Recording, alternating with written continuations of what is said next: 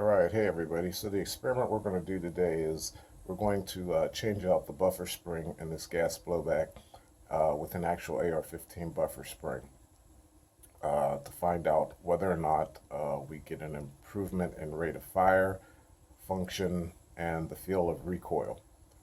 So without further ado, let's get it started.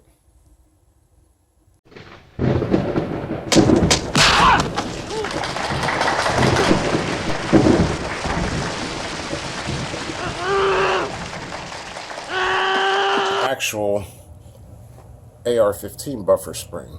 Now, there's a little difference in the length, but it's the compression and the return of that compression, which is really the factor here. This is a much lighter spring, much easier to compress. Heavier spring, you can look at the coils. You can see they're a little heavier and a little harder to compress, but also off of compression, reverse compression, you get more force.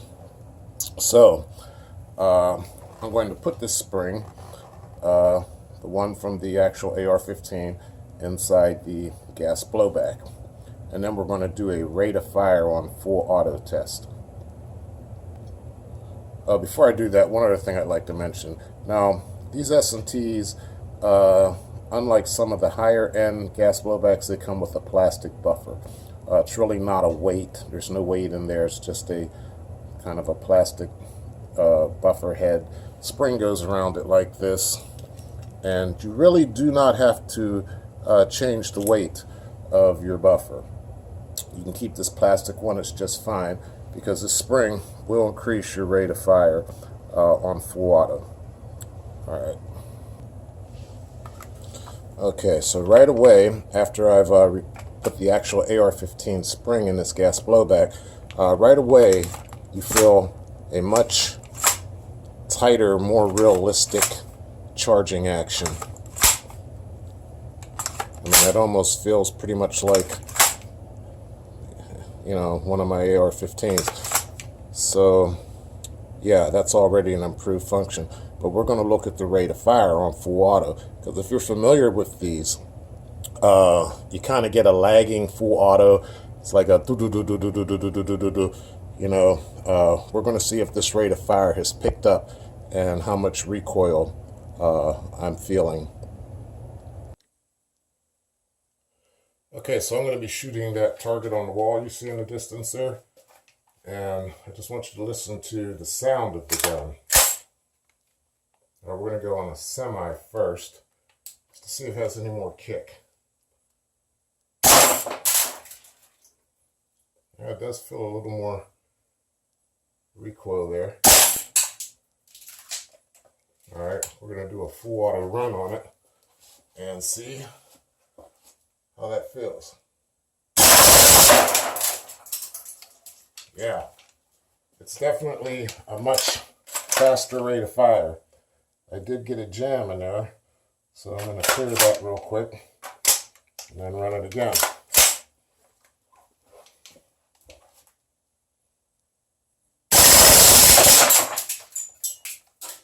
Yeah, I'd say that's a much faster rate of fire, but I am getting jams. So I'm going to clear that and try it again.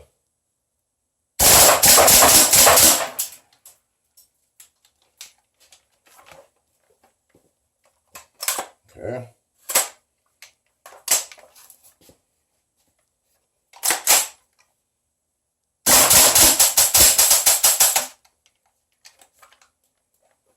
I think as it gets weaker, you're not getting the blowback. Okay, so what I determined, all in all, is that the rate of fire does increase, but the gas just won't last long enough to continue to push that bolt back to the rear with the heavier spring. So I suppose you're using more gas, or because as the gas begins to run out of the magazine, it becomes weaker. But you can get a couple of really good bursts out of using a actual AR15 buffer spring. And I also did notice that when you are shooting in semi-auto, you can complete a magazine without that weakness in the blowback action. But once you go full auto, you're going to get a couple of bursts. Definitely increases the rate, but fails in keeping up with that heavier spring. So I would say that this experiment is a fail, even though it does improve the rate of fire, simply because your source of power begins to deplete using that heavier spring. As long as you're using the gun on semi-auto, you will find that you're getting better performance and more consistency using that spring. But once you go full auto, you're only going to get a couple of bursts. All right, everyone. Thanks for watching this video. I hope you found it interesting and that you will come back and watch some more. Don't forget to like and subscribe. Have a great day.